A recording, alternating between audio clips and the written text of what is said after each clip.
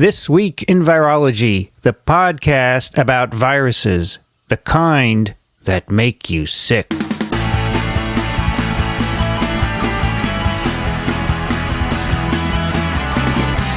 Hello, Einstein! Hey! All right, it's time for This Week in Virology. This is a special episode recorded on September 17th, 2014. Hey, everybody. I'm Vincent and you're listening to TWiV, the podcast all about viruses. Today I'm coming to you from the Bronx, New York, also known as the Bronx. And I'm at Albert Einstein College of Medicine. And this place has a great tradition in virology, and we're going to explore some of that today. I've collected 3 outstanding virologists from the faculty here, and we're going to do a TWiV. And the Bronx is probably best known for Yankee Stadium, and then Einstein College of Medicine, I would say.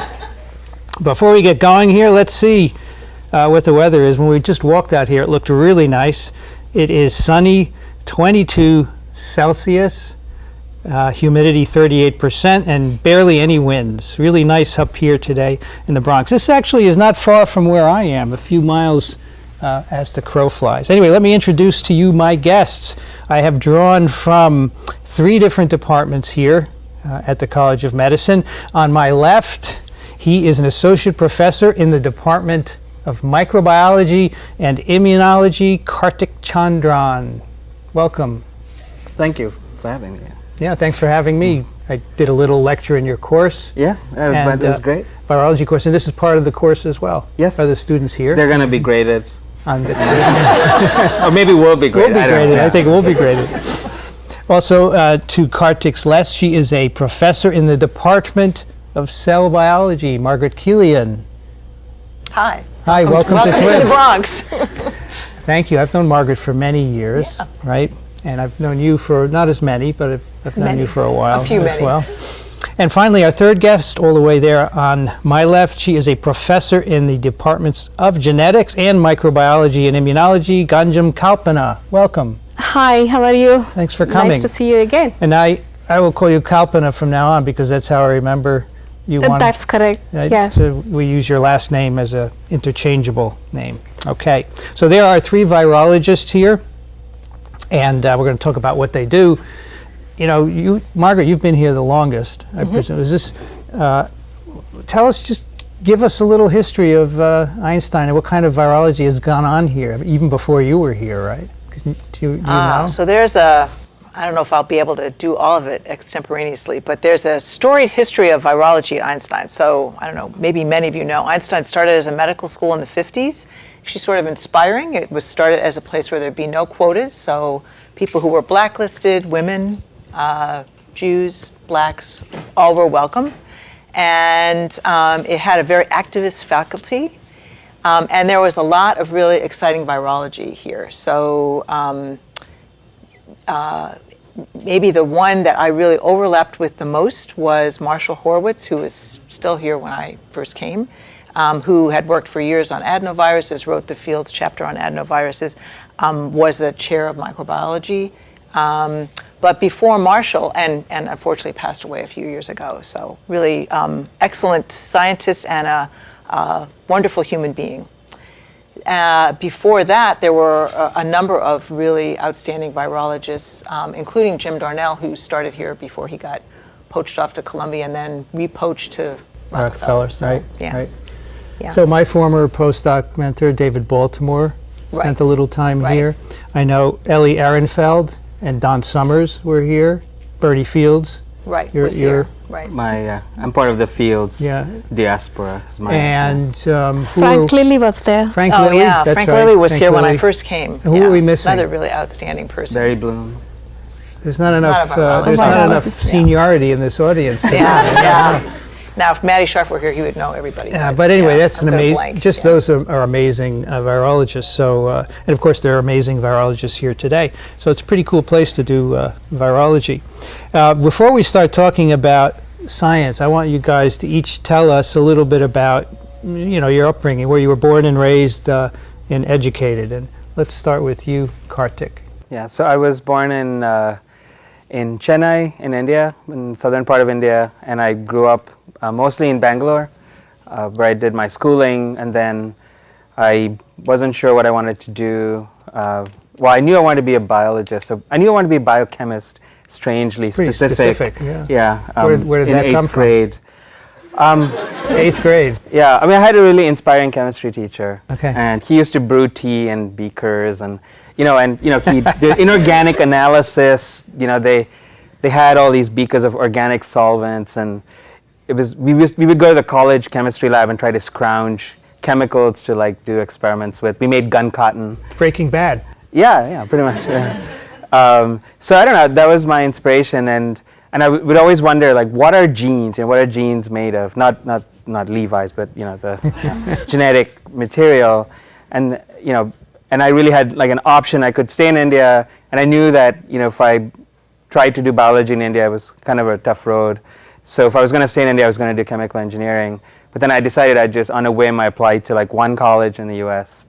To come, and of course, if you convert the Indian currency back in those days to U.S. dollars, my dad like had $50 or something, so I'd need a scholarship, and miraculously somehow I applied to one school. I got in with essentially a Lafayette College in Pennsylvania. Yeah. So I packed my bags and came over here and did my undergrad there, and then I went to UW-Madison, University of Wisconsin, for my PhD, where I work with Max Neibert on mammalian reoviruses. Even though I had this strangely specific thought about biochemistry, I had no idea I wanted to work on viruses till I actually got to grad school and rotated through Max's lab, and I was bitten by the bug, so to speak. And then after that, I did a postdoc with Jim Cunningham at Harvard, and then came here to Einstein in 2007, and actually Margaret helped to recruit me. I'd applied for the position here, but this was right around the time when Marshall Horowitz passed away, so things were a bit in upheaval in microbiology, and they actually lost my application.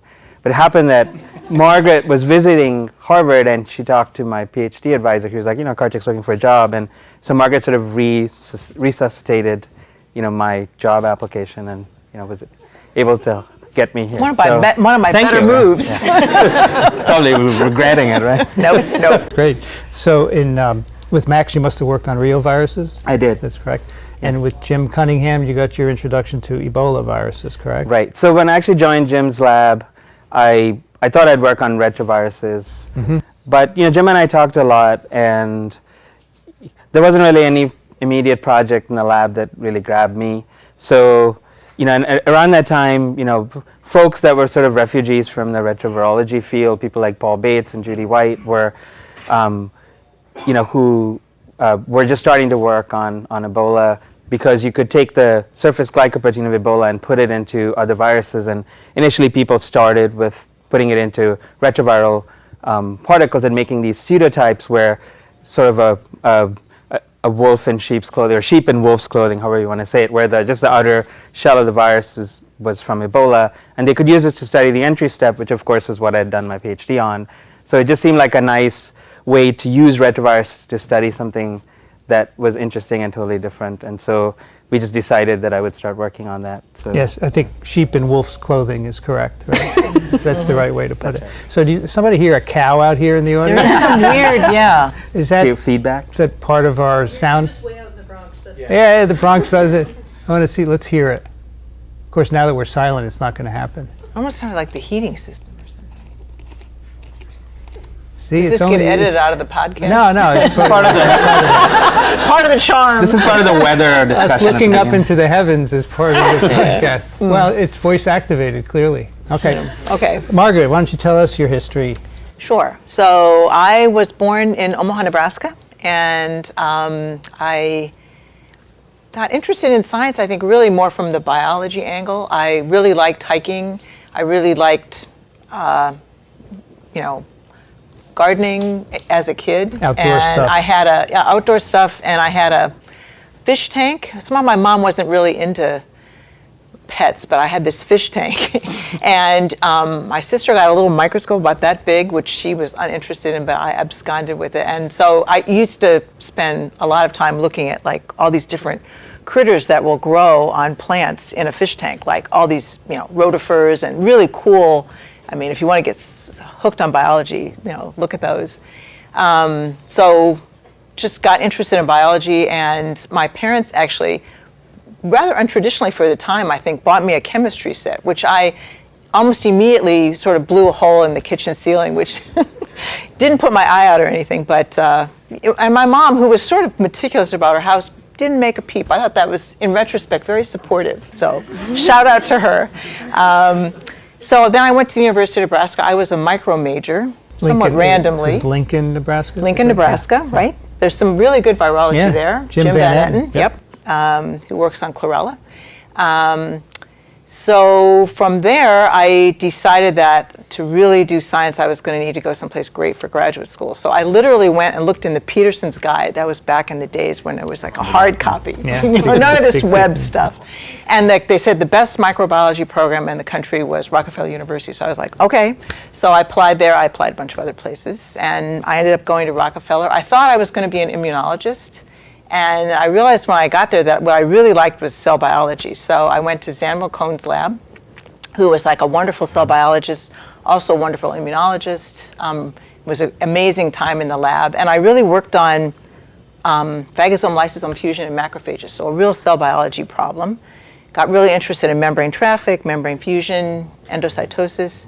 And I remember I did this is an ad for doing journal clubs. So we had a departmental journal club, and I did a journal club on a really seminal paper from Ari Hellenius on the entry of Semliki forest virus into BHK21 cells. That's actually the title.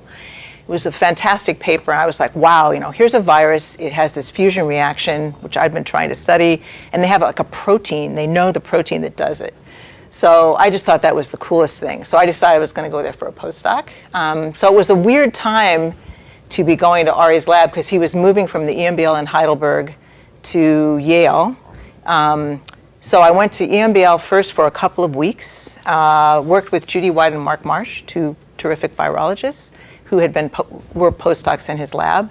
And then from there I went to Finland. This was really a coup. So I got to go to Finland and work for 5 months trying to make virus mutants, isolate virus mutants, which Ari and I wanted to do, and we didn't really know anything about it, but Sirkka Karinen and Levi Karinen, who have very Finnish names, and were great to work with, knew all about it. So that was neat. I got to do that. And then I came back and joined Ari's lab at Yale, which was by then being sort of set up. So this was before you could make viral mutants. You had to isolate them, I presume. No infectious clones. There was no infectious clone yet. That came a number of years later. Yeah, so maybe 10 years later. What years were you at Rockefeller? I graduated in, I always get this wrong, I graduated in 81. Okay, so that's right. We missed each other because I had been in New York from 75 to 79. Yeah. So maybe we overlapped a little bit towards the end there. Yeah. I used to go to the Enzyme Club at Rockefeller. Do you remember that? I do, yeah. So the Enzyme Club was famous because it was chalk talks. They usually would get some prominent, I remember hearing Peter Vogt talk, and they just use the blackboard and one color of chalk. And they could really tell a great story without, this is before PowerPoints and all that. It's really cool. I was just thinking of Jim Van Etten in the course, the lecture that I just gave. I showed a picture of a virus in an infected cell, and then there was a smaller virus particle in the same section. That was the chlorella virus that Jim works on. Right. Yeah, I visited that department last year. It was great. Kalpana, tell us your history. Okay, I come from a small village in South India. It's near Mysore, which is near Bangalore. I think many people know Bangalore. So from high school, I wanted to become a scientist.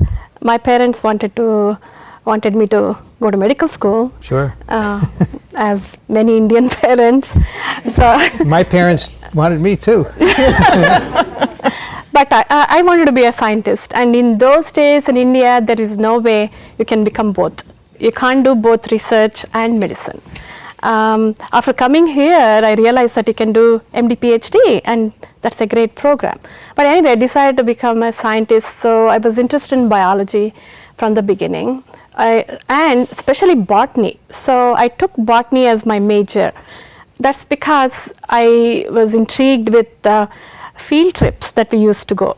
you can collect plants, and you can go to mountains, you can go to the valley of the rivers and mountains. It was a lot of fun. And as I studied more and more botany, I realized that there is more into science that I want to do. And the botany in those days was like stamp collection. Basically, that was naming the plants was the big thing.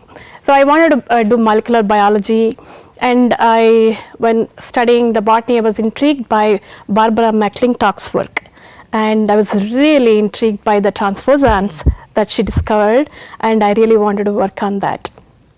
So I did spend some time in Indian Institute of Science for a short time, doing biochemistry before coming here, and joined Barry Bloom's lab, and Bill Jacobs was there. Then he was just beginning to develop mycobacterial genetics. So that was a great time to join Barry Bloom's lab and work with Bill Jacobs also. And the project I took up was to look for a mycobacterial transposon. So when I was looking for it, we didn't find it, or use bacterial transposons to use it in mycobacterium to work. That didn't work, but instead I discovered there is a high degree of illegitimate recombination in mycobacterium that was unusual for a bacteria. And we used that to do insertional mutagenesis and isolate some auxotropes and things like that. So the interest in transposons still remained. And when I finished PhD, I was looking around. So I thought I can do something that is some viruses that work like transposons, retroviruses. They have the integration in their life cycle, so it was very similar to transposon, except that they have an existence outside the cell. Transposons just go from one place to other. So I joined Steve Goff's lab in Columbia University. So that was a great time. That time, Steve is a great scientist and a virologist, and it was one of the best times I had doing science. And it was an exciting time as well. A lot of people we are just beginning to develop this new technique for protein-protein interactions, and I think we were the first ones to look at protein-protein interaction between viral proteins and the host proteins. And so that's where I started work on HIV-1 and looking at HIV-1 integrase and isolated the host protein. So that's where all the beginning of my research started, and I came to Einstein. So you came directly Einstein from your postdoc, right? That's right, yeah. So yeah, we all did, I guess. Yeah. Yeah, I did as well. So in the old days, it was pretty straightforward thing to do, right? So we were, of course, my neighbor is Steve Goff. Oh. And I remember seeing you on yes, the floor all the time. Yes, we have seen each other a lot. I see Steve every day. He comes by and talks all the time. Absolutely, yeah. So before we start talking about science, we have a nice audience here. I'm actually very impressed that all you guys came out, so thank you. Why do you guys know of TWiV? Who listens? Raise your hand. This is pretty good. Yeah, impressive, yeah. My view of the Bronx is going to have to change, right? Of course, I love it. This is a representative population. Yes, of course it is. Yes, many places. Many TWiVs. We usually have good audiences, but not everyone's our listeners. So thanks for coming. I appreciate that. So Kartik, let's talk a little bit about Ebola. How's that? Yeah, that's because people aren't talking about it much, right? Not enough. Yeah. I was at Rocky Mountain Laboratories this summer, where they have worked on one of the Ebola vaccines that's going forward, and I remember the postdoc. She said this will never get tested because there aren't enough cases. And now all of a sudden, that's not true anymore. Now all of a sudden. So, what's your view? Are you surprised at the extent of this outbreak? I mean, I think in hindsight, it makes sense, like a lot of things. But if you polled people a year before that worked on Ebola, either doing basic research or folks working in the field or in BSL-4 labs, I don't think anyone would have predicted that we would have had an outbreak of this type. And And there's, you know, a lot of really unique things about this outbreak. I mean, it's the first outbreak in West Africa. So the only other virus in this family that was found close to this sort of the location of the index case in Guinea was this virus, sort of the strange virus called TWiV virus, used to be called Ebola Côte d'Ivoire, which was actually it was a primate biologist that was dissecting or collecting samples from a dead chimp, and she got infected. She recovered, and that's the single case that we know about that virus. And so when I first heard about this outbreak and they didn't know what the virus was yet, I thought maybe it's TWiV virus, that, you know, it's Côte d'Ivoire is not that far. But it turned out to be Ebola Zaire, or now what's called Ebolavirus. And you had Jens Kuhn on your on TWiV, so he got us straight on the nomenclature. Nomenclature. Yeah. So I mean, I really think it's a combination of things. It's the fact that it happened in this region of Guinea that is really close to the border of Sierra Leone and Liberia, and people are constantly moving back and forth. You know, the fact that usually it happens in Democratic Republic of Congo or remote parts of. I mean, I was in Uganda a few weeks ago, and we actually traveled to one of the locations of a small Marburg outbreak. And it was a fairly isolated place, and the road infrastructure wasn't that good. And it was like 6 hours from Kampala on really bad roads. And they were just starting to improve the roads, which is a little scary, actually, because you figure that viruses can travel around much more easily this way. And I think that's what happened in West Africa, because once a virus started to spread beyond the next level, the first couple of levels of people, the roads are a lot better there because there are a lot of mining companies, and you know, diamond mining is a big business, and oil, and so people were able to move much more easily from place to place on these better roads. And you combine that with really bad health infrastructures, countries that are really recovering from civil war, with weak governance, a lot of distrust of the governments. I think that it's sort of the perfect situation. And I was reading about how HIV happened to jump into humans, and it took all these very specific events that needed to happen. They need to line up these coincidences in a row, and I feel like this outbreak is an example of that. It was the fact that it wasn't squelched right away and allowed to spread out of this rural area where it initially started. It was allowed to go to the capital. People, this healer went from Sierra Leone to Guinea to treat people, and then, this person came back, and then, I don't know, some 17 people got infected at their funeral. It just, everything about, so many things about this outbreak are really unusual.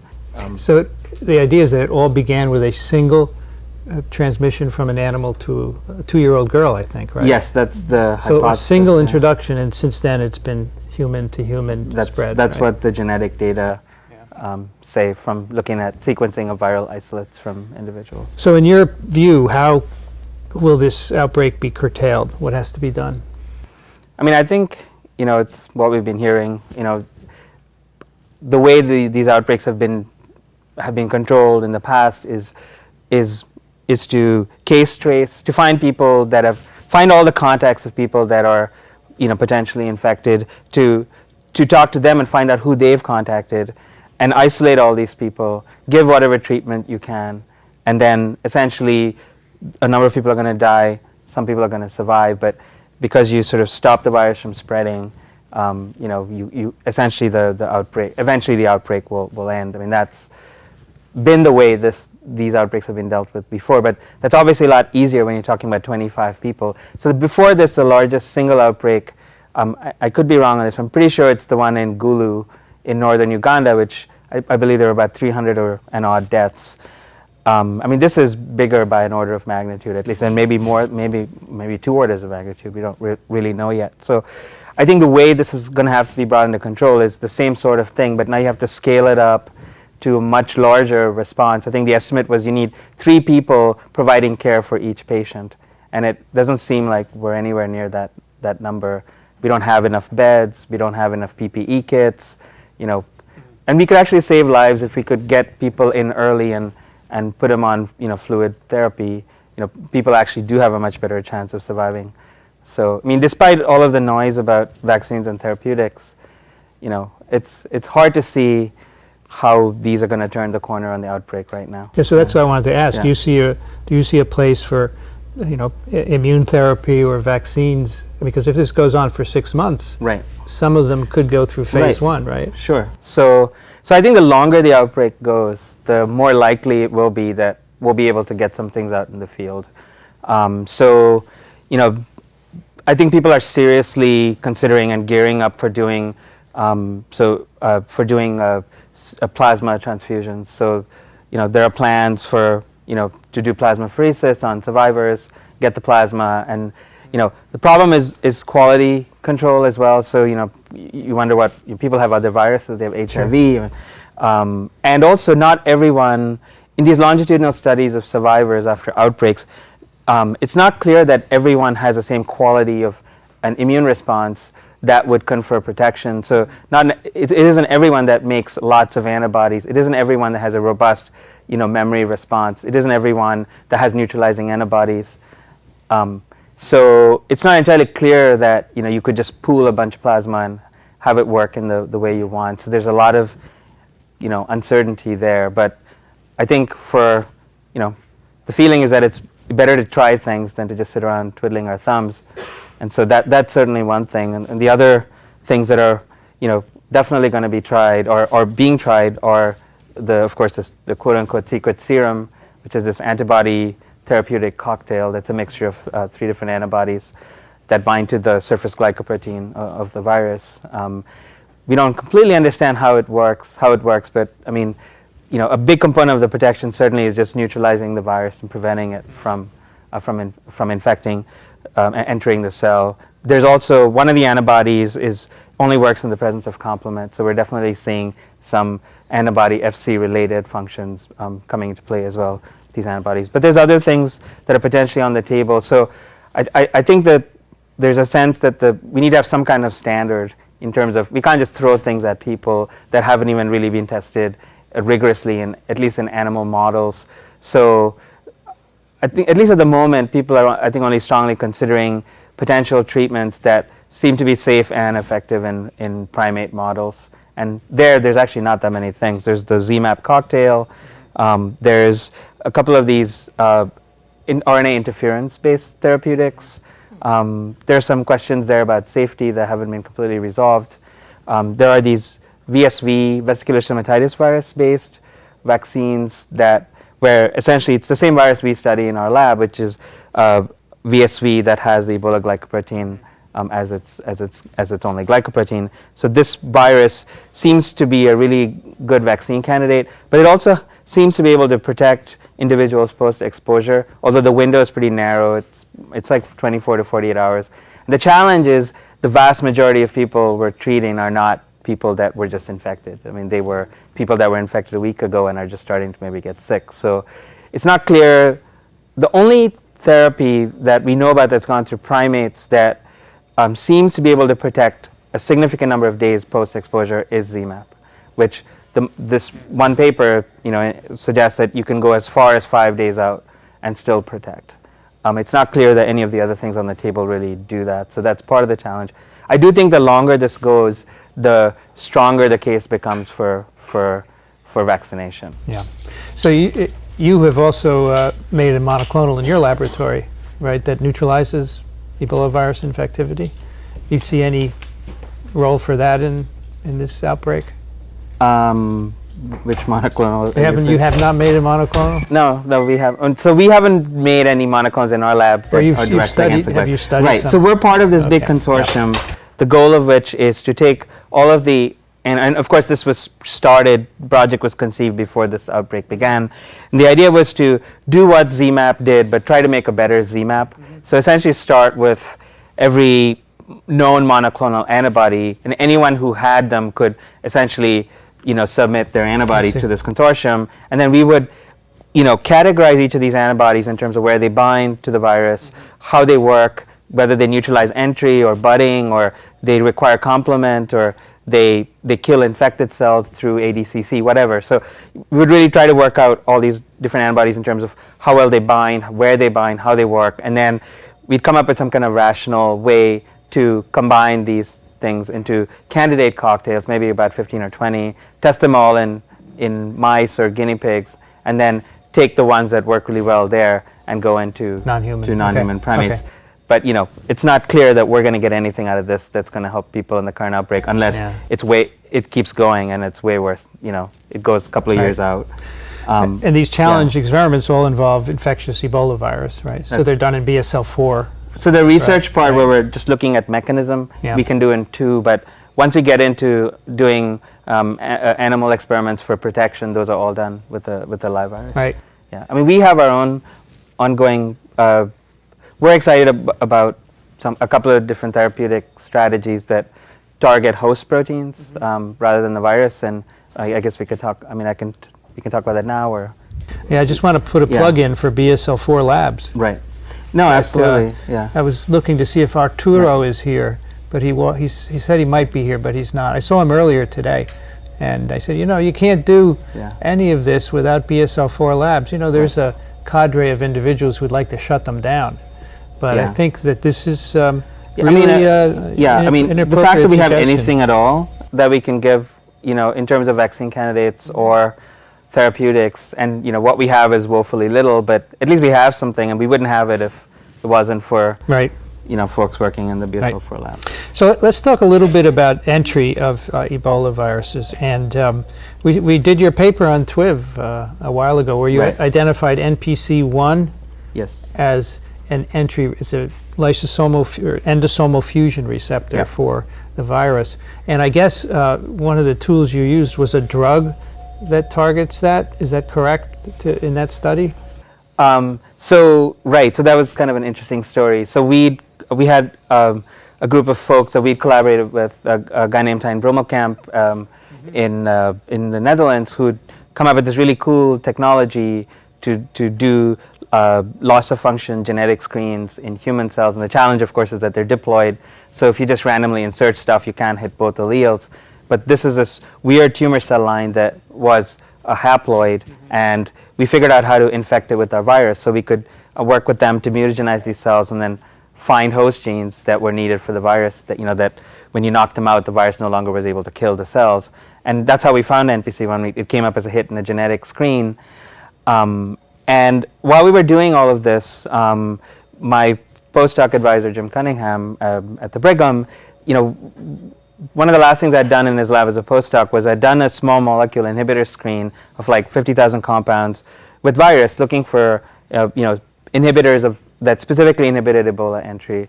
And one thing I was sort of disappointing at the time because we even though we had a selectivity filter, which is we didn't want to inhibit VSV, for example. And VSV is actually pretty hard to inhibit. So we wanted things that are selected for Ebola, but we found thousands and thousands of compounds, and they weren't structurally related. So, I just thought the whole thing was garbage. I just had a baby. My wife had just had a baby. And I thought maybe I'd screwed up and my brains were addled or something. But in hindsight, it actually made perfect sense because in the NPC1 field, which people have been working on this protein for a number of years because it's involved in cholesterol transport from endosomes, and there are these individuals. It's a pretty rare genetic disorder, a recessive genetic disorder where if you don't have functional NPC1 genes, alleles, then your cells accumulate cholesterol, and this causes particularly cells in the brain to undergo apoptosis. So it's progressive, so the kids might be born okay, but by the time they're 8 or 9 or 10, sometimes earlier, they have really significant problems in terms of neuromuscular control and things like that. So there's a lot of interest in this protein, and people had been looking for drugs that could make the protein work better because these are all just loss of function mutations that are happening in the disease. And they just found that lots of different cationic amphiphilic compounds, things that were positively charged but also were hydrophobic, were able to inhibit NPC1, at least that cholesterol transport reaction or pathway, by some mechanism that we actually still don't really understand. And that's actually what we were seeing. We were essentially pulling out all these known NPC1 inhibitors that aren't characterized by a specific structure with regard to binding to a protein or something, but rather share this biophysical property. And of course, if we had been really, really smart, we would have figured it out in 2006. But eventually, so Jim kept working on these compounds, after I left and came here, and eventually they kind of figured it out. Because when they took some of these compounds, they put them in cells, they saw that they accumulated cholesterol. So they came at it from this small molecule perspective, and they found this small molecule inhibitor that seems to bind to NPC1 and block the virus from binding to it. So, the combination of the chemical approach and the genetic approach was useful. But we've since gone on and we're working with a company where we're trying to develop new classes of these kinds of inhibitors, where this time we're going really specifically for small molecules that block the interaction. And we have some candidates, and but we're still in the early phase. We're still doing medchem and derivatives and analogs, and it just seems like it's going to take forever. But I guess that's the nature of these things. So you don't have anything that you could use in this outbreak or foreseeably use? If it's over within a year, probably you won't have anything. No, I don't think it's likely that we're going to have anything. Okay. So and there are no. But if you get Ebola, let me know and we'll see. We have things in our freezer. I won't get it. I mean, I always tell, there was an outcry at bringing infected doctors back to this country and nurses, but it's not going to spread within the U.S. because we have very good infection control in hospitals. Yeah, but that's what we said about Africa. I know it's true, but I feel like we shouldn't be too blasé about it either. Well, I think it's important to bring them back and to treat them in their own. No, absolutely. Alive, right? I don't think we should even have the conversation about whether we should. We should obviously be bringing people back who went out there to help people. If they get infected in the line of duty, we have an obligation. So, but what drives your work is trying to understand the entry process of the virus, not to make therapeutics, right? Do you feel an obligation to do that anyway? Because I would say that, when I started my lab, we were really just thinking about entry, and we're obviously really interested in that, and exactly all the intricacies of the entry process, not just for Ebola, but now we've started working on hantaviruses and some other nasty BSL-4 bugs. But along the way, I think I've sort of become really interested in this therapeutics question, and so we are certainly throwing our hat in the ring in terms of trying to develop inhibitors. And I'm learning a lot because the nature of that kind of work is that it's really interdisciplinary, and so it's been a lot of fun talking to chemists and folks that understand formulation and folks that really understand what compounds, pharmacology in rodents and non-human primates. So it is a really interesting whole other sort of science that, or combination of sciences there that I've increasingly become fascinated by. So, even though the entry and the basic science drives our work, most of it anyway, I think we increasingly see ourselves as a lab that is also going to try and do more of these applied projects. Sure. Well, I think it's hard not to be drawn into that side of it, right? Because especially I think this outbreak has revolutionized our view of Ebola viruses and the size of it, that it could happen again at this magnitude. And maybe most importantly, that it's not an African problem, it's really a global, any infectious disease is really a global problem. Yes. And there are people who don't believe that, right? It's really unfortunate. Right. So I want to move on to Margaret in a moment, but can you tell us right now, what is the important question with respect to Ebola virus entry? You identified this lovely fusion receptor. What's the next big question? Or is it finished? No, it's not finished, actually. So, the fact is we still don't understand at all what happens. Well, I shouldn't say at all. We understand a little bit. But we don't really fully understand what happens once the virus binds to NPC1. So we know the virus has to get into endosomes. We know it actually co-opts these host proteases in the endosome that are normally considered to be antiviral in that they can shred the virus and destroy it. And the model was always with these acid fusing viruses that need to get the hell out of there, out of the endocytic pathway, escape before the protease is built up to high enough concentration. Instead, Ebola likes to live dangerously. And a lot of other viruses besides. Right? Reovirus, which is really what inspired us to even ask the question about Ebola and endosomal proteases. And this cleavage is really, these cleavage events unmask the binding site for NPC1, which is particularly neat because we think this is a part of an immune evasion strategy by the virus. In the same way that with HIV, the co-receptor binding site, the chemokine receptor binding site, doesn't become exposed until the virus binds to CD4. So it says this transient exposure, So presumably the virus can quickly grab onto the co-receptor before an antibody can grab onto it. And so we think that this is just a different way to skin the cat, where instead of using 2 receptors at the surface, the virus gets in endosomes where it's now no longer really can be detected by antibodies, and then it uses another host protein, not a receptor but a protease, to essentially to take off the heat shield, if you like, and expose the business stuff underneath, which is the receptor binding site for NPC1, and that interaction needs to happen. But then I think the big question that we and a lot of other folks working on Ebola entry are really trying to understand is what happens next. Because as far as all of the data that we and others have is that binding interaction by itself is not sufficient to trigger the fusion reaction. So, I mean, what's the end game with entry for all of these envelope viruses? You need the viral glycoprotein to undergo these conformational rearrangements that allow it to insert into the target membrane, which, whether at the surface or in an endosome, and then pull the membranes together and induce them to fuse. And we don't yet know what that trigger event is. We think it acts on the NPC-bound state of the virus, of the glycoproteins, but we haven't identified that step. So I think that's one of the remaining big questions. We don't really understand that much the cell biology of the entry process. Where does the virus need to go for all these different steps to happen? And what is this ultimate compartment where the virus needs to go in order to fuse? And what role may NPC1 play? And there are intricacies with regarding to how NPC1 interacts with the virus, and how even regions outside of the domain of NPC1 that binds to the virus may have some kind of role in the entry process. So I think there's a lot of things to work out, but the big question is what happens to finish the process. So this whole idea that the virus escapes before the endosome was Ari's doing.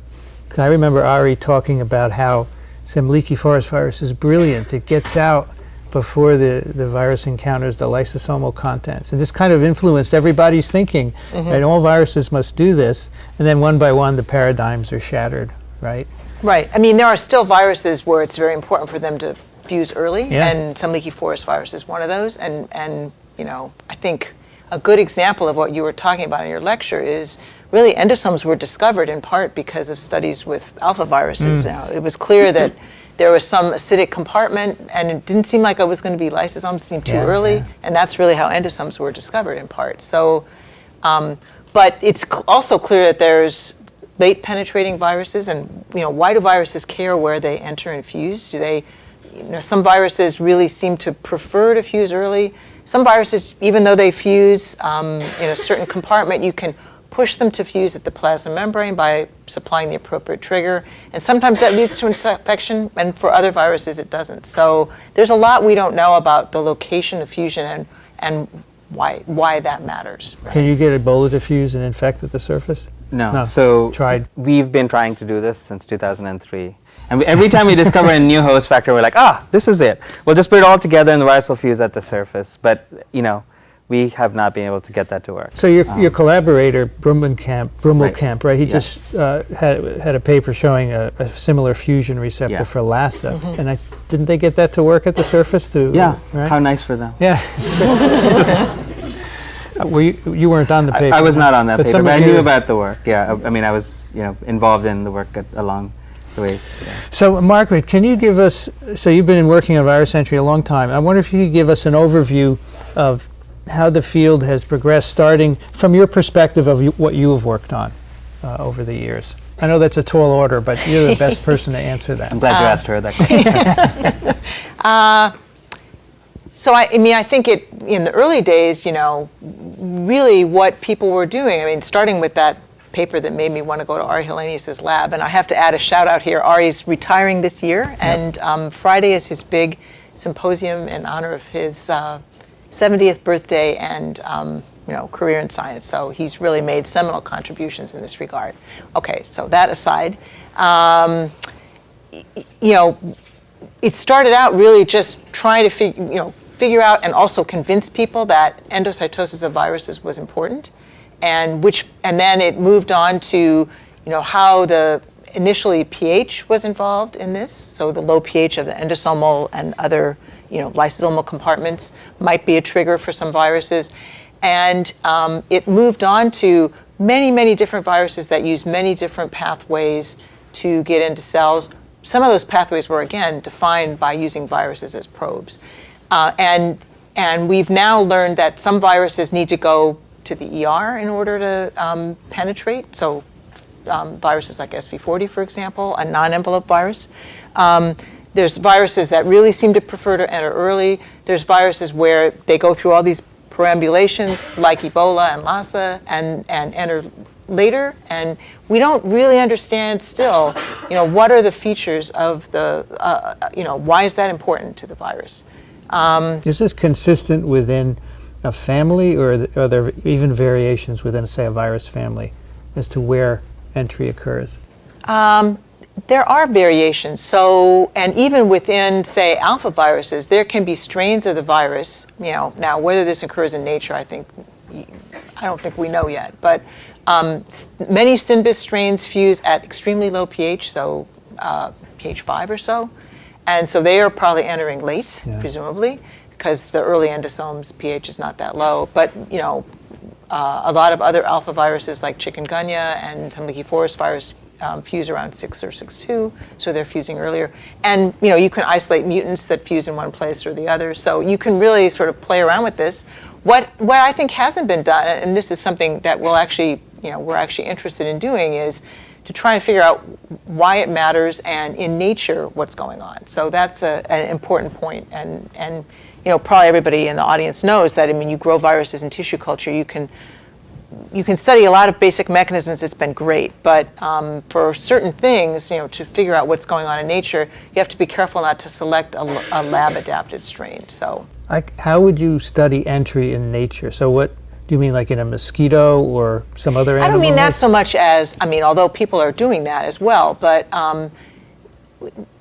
being careful not to passage the virus numerous times, which selects for certain tissue culture adaptations, which if you want to really ask, what is the virus really doing in a cell out in nature, you want to try to capture those viruses.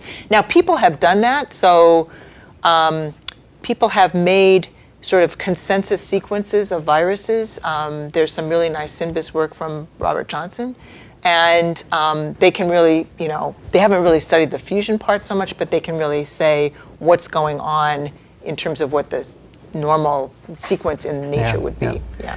I remember ages ago, I gave a talk about polio entry into HeLa cells at a Keystone meeting. This was a long time ago, before I knew anything. I remember Ari Helenius getting up, he said, "How do you know this means anything? It's HeLa cells." Although he's actually done a lot of work in HeLa cells. Which I had, so this was way early in my career, and to me, HeLa cells were the cells that you used for polio. I had never thought of this. This totally took me aback, right? It's a perfectly valid question, but I mean, we use our model systems, right? Yeah. But it's really a good question how you get to and know what what's can be happening. really interesting is the two things can sort of come together. So, we've done a lot of basic cell biology and protein biochemistry on alpha viruses. And as part of that, we isolated a virus mutant that had a different, so alpha viruses fuse better if there's cholesterol in the membrane. So we selected for viruses that didn't care so much about that. And we always got the same mutation, at least in the early days, which was right next to the fusion loop, there's another loop, and it was always in that loop.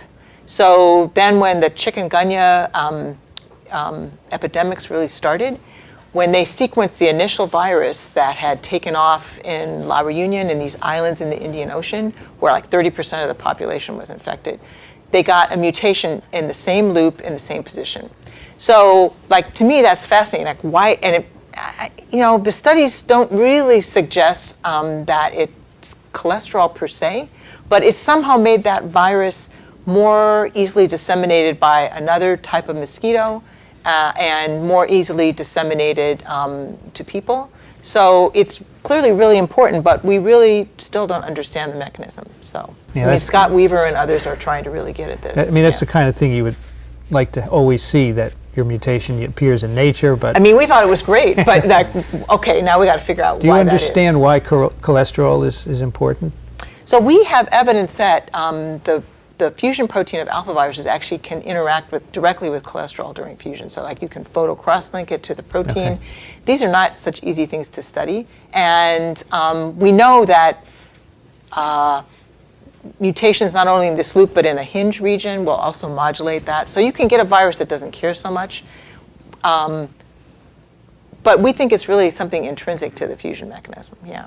So But mosquitoes don't it's have promotion. cholesterol, is that correct? yeah, so that was actually our selection. We can take mosquito cells, grow Right. them in the lab without any low-density lipoproteins, and you can get them very, very depleted of cholesterol. And then they're much less infectable by the virus, and we just ask for viruses that can grow out. But of course, in nature, it has to alternate between mosquitoes and Yeah, so hosts with so, cholesterol. You know, from what I've been able to gather and from discussing with entomologists who know about this, really the cholesterol requirement for, so all insects are sterile auxotrophs, but they can't make their own cholesterol, but when you grow them in the lab, usually people have serum in the medium, but you can actually take it out and the cells sort of gradually, you know, get depleted as they divide and lose their membrane cholesterol. But in nature, they need cholesterol. The females bite people or animals to get blood so that they have cholesterol to make ecdysone and, you know, other. So they can lay eggs, right? So they can lay Basically, eggs, right. Yeah, okay. Okay, so Now, but I mean, that's all a bit of a fantasy, whether that really, you know, is critical, you know, in nature, we still don't know. Okay. Yeah. All right, I mean, so you for got viruses. as far as endosomal entry. Okay. What's next in your overview of this career view? So where the field is going So now? I wanted you to trace the entry field. You So talked I about think entry. What one was next? thing that happened that was extremely exciting was that gradually people started getting the structures of viral fusion proteins, the protein on the surface of the virus that mediates its fusion with the plasma membrane or the endosome membrane or whatever, and getting their structures in the pre-fusion form and in the post-fusion form. And in some cases, there's even some intermediates now. So that was amazing. So starting with the work of Don Wiley, who first got the influenza hemagglutinin pre-fusion structure, and then the post-fusion structure. So that was a class 1 fusion protein, which you're all going to learn about if you take virology.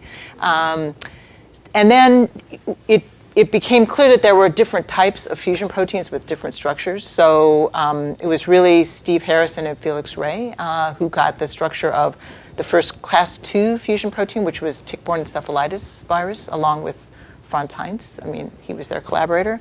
So that was the first class 2 fusion protein. And lo and behold, when Felix got the structure of the pre-fusion form of Semmelweis virus E1, the virus we work on, it looked very much like TBE. And it's sort of, now it's sort of like old hat. Oh yeah, they look alike, they're class 2s. But at the time it was amazing because you could look at the sequence and you wouldn't have guessed this.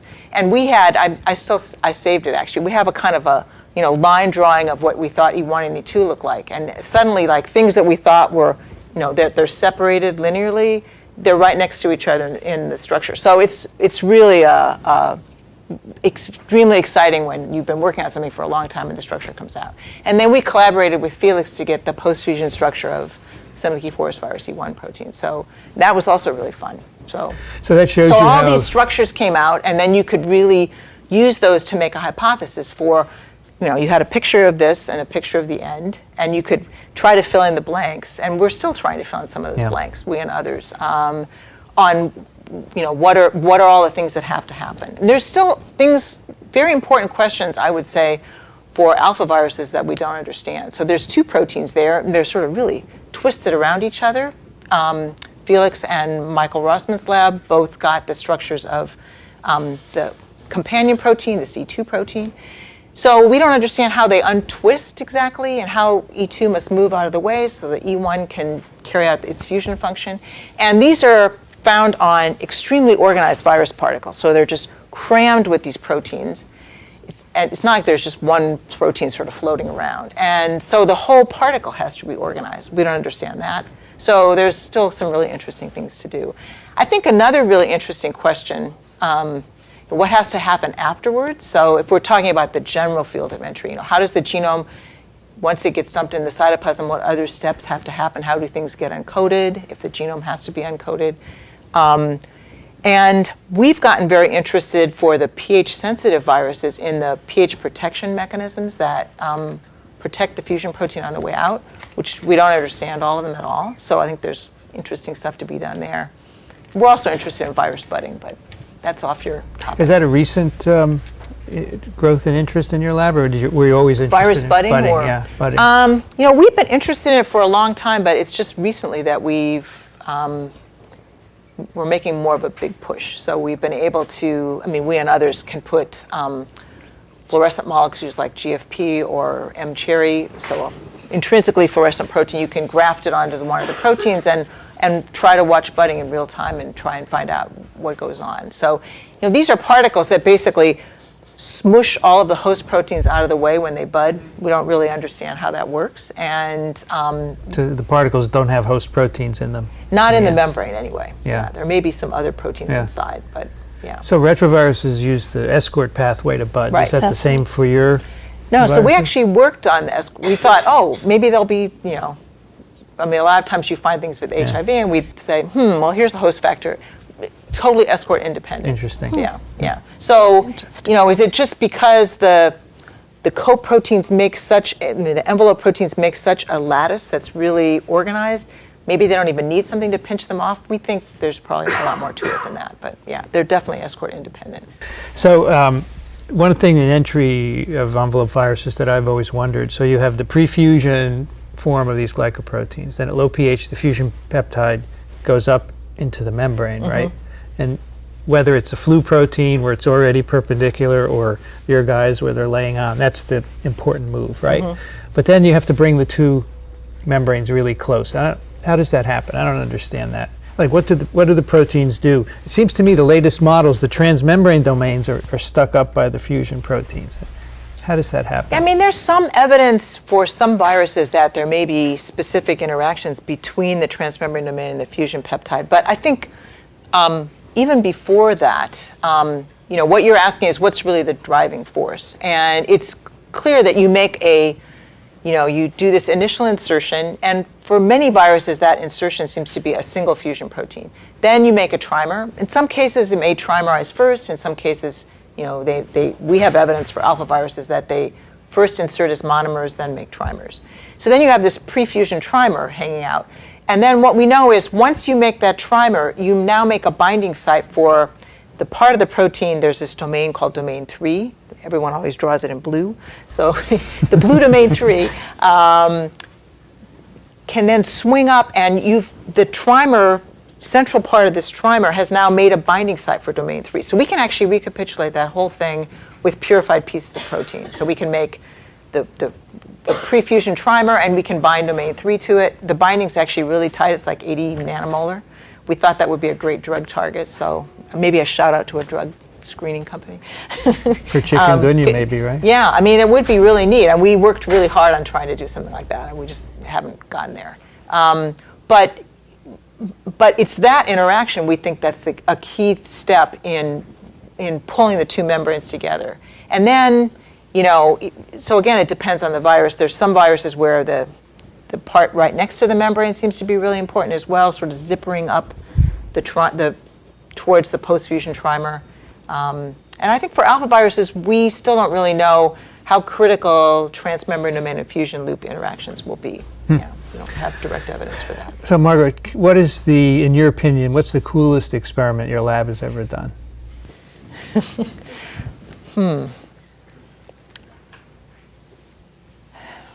So it's tough to pick one. Getting the structure of the post-fusion trimer with Felix Ray was really exciting. But I think a really neat thing we did that we didn't think was going to work was we actually made isolated domain 3, and we could use that, show that you could, so it's sort of proof of principle in a way. But we could show that you could take that, add it to a virus fusion reaction, and just block it. So, and we did, this was Maofu Lau who did this, a student in the lab. So he showed that when you did that, it bound to the pre-fusion trimer, and it blocked the folding back. He could show all the steps that were blocked. and it completely blocked fusion and infection. So to me, that was really a very important finding, because it really showed that, the picture we got at the beginning and the picture at the end were connected by this trimer intermediate. And we then went ahead and used domain 3 binding to study the fusion reaction further. But I think that was an important thing. I don't know if I'll go home and think of something else I thought was more important, but anyway. I asked Ari that. I talked with him recently, and I asked him that question. What did he say? He said an experiment where someone in his lab tracked the processing of the HA as it's going out of the cell, all the modifications as it's moving through the various compartments. Right, yeah. Because he said he had a student who needed a project, and he said, well, we have all these antibodies. Why don't you just see what happens to HA? And it turned out to be beautiful. Yeah. No. Yeah. So my last question for you, if you hadn't been a scientist, what would you have done? Maybe been a writer. I really liked writing, and I really like reading. So, but I do a lot of writing, but it would have been a different sort of writing. Would you have written More fiction? enjoyable. You think fiction? I think fiction, yeah. Romantic fiction? Or? No. Detective stories. I don't know. Yeah. Science fiction? Maybe No, not. I'm not crazy about science fiction. Yeah. I don't think it would have been that. I think it would have been, I don't know. Yeah. I like reading stories about characters and their interactions, so something like that. You Not like David necessarily- Sedaris? Yeah. Oh, yeah, I love David Sedaris, yeah. Well, not love, but love his writing. Kartik, if you hadn't been a scientist, what would you have done? I think I would have liked to open a restaurant. Oh, yeah. Really. I like still cook- fantasize about it. You like cooking? Yeah. I still Yeah, I love fantasize about cooking, writing, yeah. so there, yeah. I'll write the menus. Well, every time I go out to eat, I'm like, especially, I don't think there are any really good South Indian restaurants in town that aren't just generic. There's nobody that serves like traditional home cooked food in a way that I grew up eating. So Saravana Bhavana is not bad. it's not bad. So Chef, cool. I think that's what I think. I think with the guy with the dosa cart that won all the Wendy awards, somewhere in Manhattan. Okay. That'd be pretty awesome. Kalpan, how about you? What would you do if you weren't a scientist? I think I could think about 3-4 different things. First one comes to be a musician. Musician. I love music, and I play an instrument, Indian instrument. And so I would have become a musician. If not, yeah, definitely, I would love to open up a restaurant. I love Hey, cooking. let's do it together. Yeah, let's do that. And if not, maybe a painter. I love water painting. I do a little bit, not much, but Oh, cool. yeah. All right. What would you do? Oh, you can't ask me questions. Sorry. It's funny, I've been asking this lately of scientists. You get all kinds of interesting answers. And what would I do? I can't think of anything else. Science is what I want to do. It's a good answer. Actually, I think someone asked me that when I was interviewed on TWiV a while ago, and that's my answer. And I really can't think of doing anything else. There's nothing else I want to do but science. And if you think that way, then you can be a scientist. But if there's something else, so when things get tough, okay, I tell people, like right now it's kind of tough to get funding, and people say, do I have what it takes? And I said, if you can't think of doing anything else, then be a scientist. But if you can see yourself doing something else, then maybe you should do that instead. Right? Yeah, I mean, failure of imagination is a really important criterion for being a scientist. Right. Touche. Okay, Kalpana, I want you to talk about this cool protein, INI1, right? Yes. Tell us how you, did you discover it in Steve Goff's lab? Yeah, that's right. So, Tell us. so basically, it right now it goes by many names. The name that we gave that protein was INI1, INI1. What did that stand for? It stands for integrase interactor 1. So we isolated that protein when I was in Steve Goff lab as a protein, host protein, cellular protein that binds to HIV1 integrase. And like those are the first days where people were trying to pull out proteins by this protein-protein interaction assay using Yeast-2 hybrid system. And so we were setting up this assay, and it was the first few days, and the transfections were not working that well, and finally we got one colony that turned blue. And it turned out to be this amazing host protein, integrase interactor 1. So it is basically a homolog of yeast protein, SNF5. SNF5 is sucrose non-fermenter.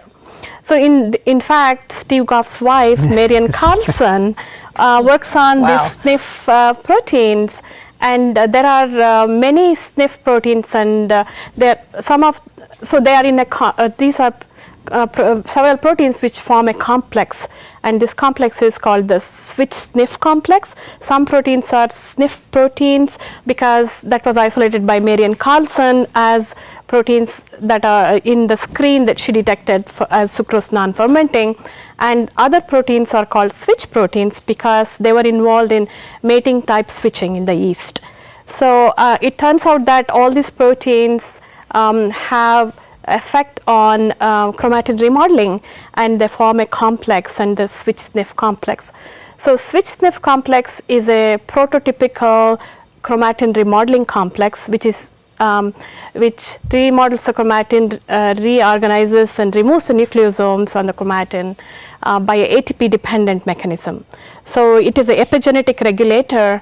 So the other epigenetic regulators are these chromatin remodeling complexes that include histone acetyl transferases, histone deacetylase complexes, methyl transferases. They all use covalent modification. They acetylate or methylate or remove the methyl group or acetyl group. Whereas the SNF complex doesn't use covalent modification, but it simply uses the ATP energy of ATPase to remodel, remove and reposition the nucleosomes on the chromosome. So when we first isolated NE1 as a binding protein for HIV-1 integrase, not much was known about. We got a short sequence that was not clear whether it was a component of the SNF complex at that time, and it was the first homolog of the SNF5 that we isolated. So we called it INI1. And later on, Jerry Crafty's lab in Caltech, Stanford, they isolated proteins that are associated with a Brahma homolog of human protein. So Brahma is a Drosophila protein that is part of the trithorax complex, which is a master regulator during development. So that's why it's called Brahma. It's actually after the Indian god Brahma. So this Brahma is a creator. So in the Indian Trinity. The Drosophila people get the best teen name. Yeah, That's right. Yeah. Right? That's right. C. elegans is good too. Yeah. So the Brahma homolog, so they were isolating in human cells. That was, they called it BRG1, which is Brahma related gene. And they were pulling out proteins that form complex with BRG1. So they pulled out all this component. So BRG1 is a component of the SNF complex, and it is the ATPase.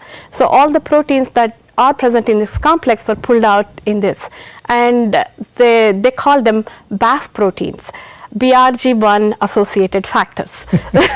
So I need to draw it on the board. No, we only use words here on Twitter. Right. So INI1 is also known as BAF47, 47 kilodalton.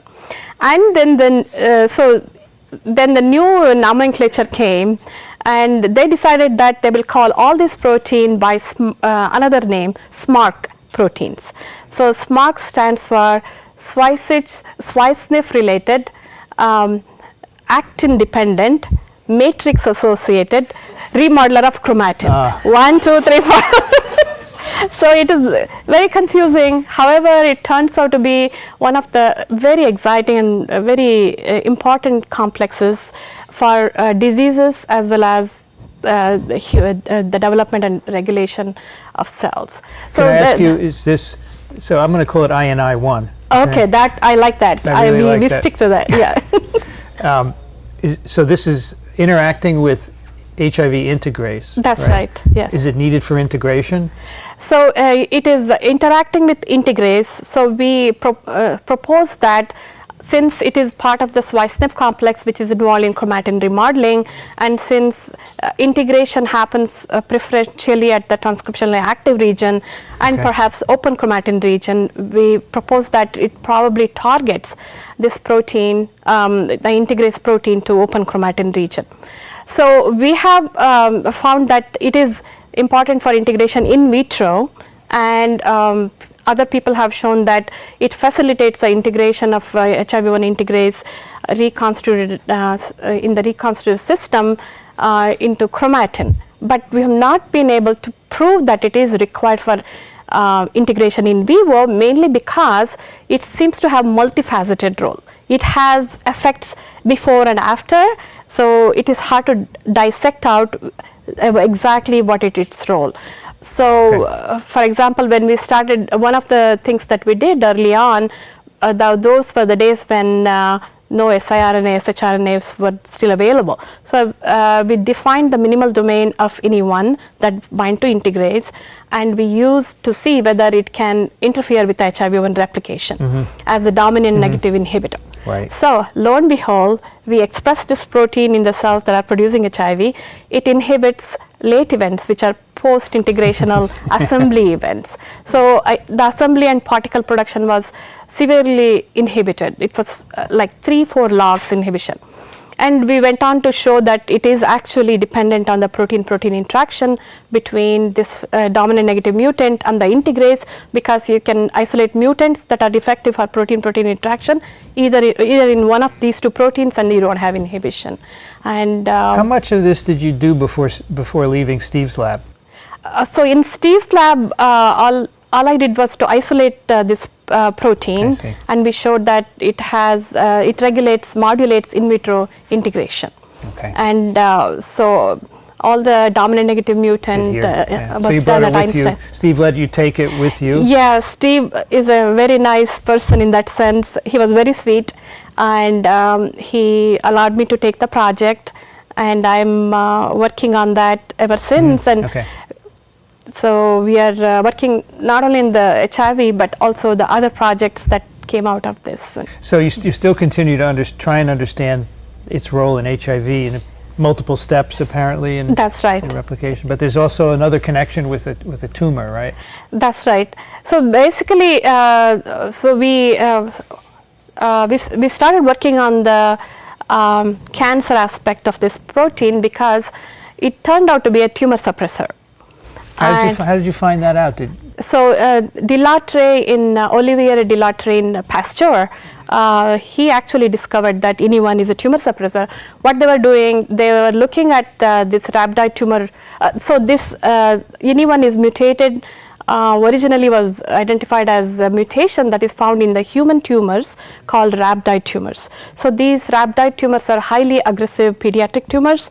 They are quite rare but very aggressive, with very low, very poor prognosis, because patients who are identified with this disease die within 1 or 2 years, and even today there is no effective therapy for this tumor. So they were mapping the critical region, critical mutations that are commonly occurring in these tumors. And so Jackie Beagle in Philadelphia, they had identified chromosome Q11 region in the humans as a critical region that is commonly deleted in these tumors. So he actually mapped the exact precise position to INI1 gene. So because single amino acid mutations were also found in these patient samples, and sometimes those were the only mutations that are present in the tumor cells compared to the normal counterpart. So he identified, and so it was a biallelic deletion, and later on subsequently people showed that it is a tumor suppressor because you get tumors due to loss of heterozygosity, LOH, of this gene. So that's a classic Knudsen definition of a tumor suppressor. It is a recessive oncogene. You need 2 hits. So if you have mouse model where you have deletion of one of the alleles in the gene, you get a high frequency of tumors because of the secondary mutation in the allele. So it's like retinoblastoma. You need both. Exactly. Both alleles deleted. Okay. That's right. So that was discovered in Pasteur, and then so when I found out that, So we said, oh, this is cool. In fact, the reason we started working on that was not to work on cancer, but it was a serendipitous observation that led to the cancer work. So what we wanted to do is use these human tumor cell lines, which are naturally deleted of any one gene, and use that to study HIV-1 replication. So you can pseudotype the HIV-1 virus and infect any cells or transfect these cells, and then ask the question whether or not you have replication going on. These cell lines have both alleles deleted? Correct. Wow, okay. So because it's a tumor suppressor, Right. so, Got it. so both allele deleted. So we decided to use that, and first thing we wanted to do is develop an isogenic pair of cell lines. One cell line that is any1 minus minus, and then we would reintroduce any1 into that. So we had the clone of cDNA clone of any1, we would introduce into that. So these two cell lines will be identical except for the presence or absence of any1. And then we can test the HIV-1 replication and see how exact. So lo and behold, we never got the transformation to work. We never got a single colony when we transfected these cells with any1. And my postdoc who was doing it got frustrated. He said, I'm not going to look at this anymore. And we said, wait a minute, let's look under the microscope and see what's happening. And after, so we looked at the cells that are transfected with any1. So none of them were growing, but however, they appear to be flat and enlarged. So these are typical flat cell phenotype of a senescent cell. So it looked like, so that was the first discovery of function of any1 as a tumor suppressor. So until then, nothing was known about how tumor suppress any1 works. And we found out that any1 causes G0, G1 cell cycle arrest, and it induces senescence. And then, so we got very curious, and it took off from there, the cancer work. We went on to find out the mechanism by which any1 induces G0, G1 arrest. We found out that it selectively represses cyclin D1, and it recruits histone deacetylase complex, and that also helped us to connect that in HIV context. Even in HIV, it recruits histone deacetylase complex by binding to one of the components, SYN3A, associated protein 18, which is SAP18. And so the cyclin D1 was repressed by this gene when it is present. When it is absent in the tumor cells, cyclin D1 was upregulated. So cyclin D1 is a protein with very important for cell cycle progression, G1. So one possibility was that perhaps these cells are undergoing uncontrolled cell division, the tumor cells, because of the lack of any1, which resulted in de-repression of cyclin D1. But in cancer cells, many things go up and down. And is there a really cause and effect relation? Is cyclin D1 upregulation really important for tumor formation? So we developed mouse model where we knocked out any1, heterozygous mice with any1 plus minus genotype developed very high frequency of tumors, which are very close to human tumors, which was very exciting. They mimic the characteristic of human tumors. And then we crossed these mice to cyclin D1 minus mice, and absolutely no tumors developed. So that led to the hypothesis that cyclin D1 is a key downstream regulator of any1, and loss of any1 leads to upregulation. And then we went on to do some preclinical studies. So we hypothesized that targeting cyclin D1 may be effective targeted therapy for rhabdoid tumors. At that time, even today, they have not been able to come up with the targeted therapies for rhabdoid tumors. Right now, it is empirically selected random cocktail of toxic chemotherapy. And so we in fact showed in the mouse models that you can use drugs that as a part of their mechanism affect cyclin D1 expression or levels, and they actually reduce tumor growth. Sometimes the tumors just disappear with the targeted therapy. So is any1 is a checkpoint protein like the RBs? So any1 itself is not a checkpoint protein, and however it regulates cyclin CDK pathway. So it is the cyclin CDK pathway is also regulated by cyclin CDK also regulate RB, so they phosphorylate RB and things like that. So anyone is upstream of this regulation. So cyclin D1 binds to CDKs, and then the cyclin dependent kinases phosphorylate RB, and anyone regulates cyclin D1, which is upstream of this cascade. So in that sense, it is a modulator of this pathway rather than it's. Got it. Okay. So how do you feel moving away from virus? I mean, do you still do most balanced HIV in this, or do you want to move entirely into cancer? We are working on HIV as much as in the cancer. For some reason, this cancer work really took off, and it gave the right answers to go in the right direction. And in fact, there are clinical trials ongoing with the targets that we identified. This one, cyclin D1 as well as Aurora A, to treat these tumors. So that's very gratifying. At the same time, we are still intrigued by the role of this protein in HIV-1 replication. So half of my lab works on HIV, and half of the lab works on cancer. And often we get ideas from observing and learning things from each other. Yeah. And one of the things that is intriguing about working on HIV using this protein is that we never expected it would have effect on late events, that is the post-integrational event.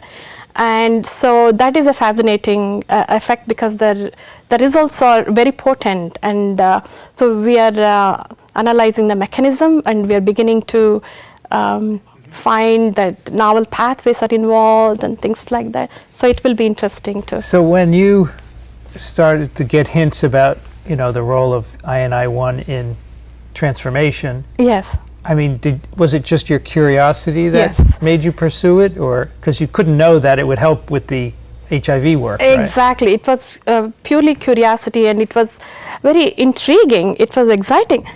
Why is it causing such a potent cell cycle arrest? And so the first thing we did was to take the cells which are arrested and do the FACS analysis, and we found that it was G0, G1. And so we did directed experiments for this particular project. So G0, G1, then we thought, okay, maybe the cyclin CDKs that are important for G0, G1 may be regulated by this protein because it's a transcription factor. And we found the target that regulates, and it went on like that. Yeah. It's a good example. You've got to follow your curiosity in science. In your case, it turned out to be clinically relevant. Sometimes in science it may not appear to be initially, but you have to follow it because most of the time it leads to good stuff. That's right, exactly. I totally believe that. That's why you have to work on flies and worms and things that maybe people out there don't understand why we should be, and that's one of the things we try and do, is explain why. Bats. Absolutely.